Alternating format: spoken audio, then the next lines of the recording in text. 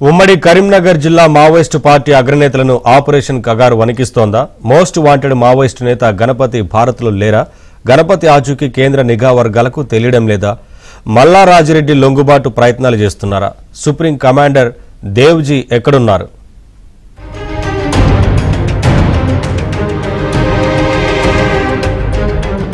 Encounter ఎక్కడ జరిగినా కరీంనగర్ ఉలిక్కి పడుతోంది. మావోయిస్టు పార్టీలో అగ్రనేతలుగా ఉన్న వారిలో ఎక్కువ మంది ఈ జిల్లా వారే కావడంతో అడవుల్లో తుపాకుల శబ్దం వినిపిస్తే చాలు జిల్లా వాసులు వణికిపోతున్నారు. తమ వారి ఆచూకీ ఎలా ఉందో అని కుటుంబ సభ్యులు, గ్రామస్తులు చర్చించుకుంటున్నారు. ఇటీవల ఉమ్మడి కరీంనగర్ జిల్లాకు చెందిన అగ్రనేతలు కొందరు ఆపరేషన్ కగార్లో మరణించగా ఇంకా కొందరు లొంగుబాటులో ఉన్నట్లు ప్రచారం జరుగుతోంది. అందులో మావోయిస్టు ముప్పాళ్ల లక్ష్మణరావు అలియాస్ గణపతి గురించి ప్రధానంగా చర్చ జరుగుతోంది.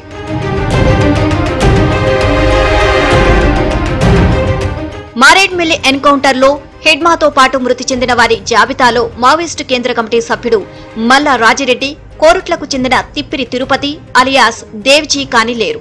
అయితే మల్లా రాజిరెడ్డి అలియాస్ సంగ్రామ్ లొంగుబాటు కోసం ప్రభుత్వంతో ప్రయత్నాలు జరుపుతున్నట్లు మంతనిలో చర్చ జరుగుతోంది.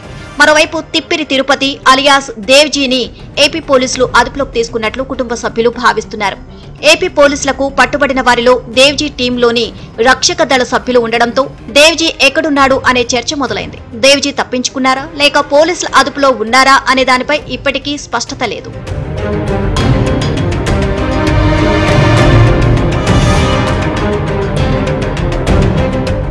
అలాగే మావోయిస్టు నేత ముప్పాళ్ల లక్ష్మణరావు అలియాస్ గణపతి ఎక్కడున్నారు అన్నది ఇప్పటికీ కేంద్ర నిఘా వర్గాలకు కూడా అంతు చిక్కడం లేదు.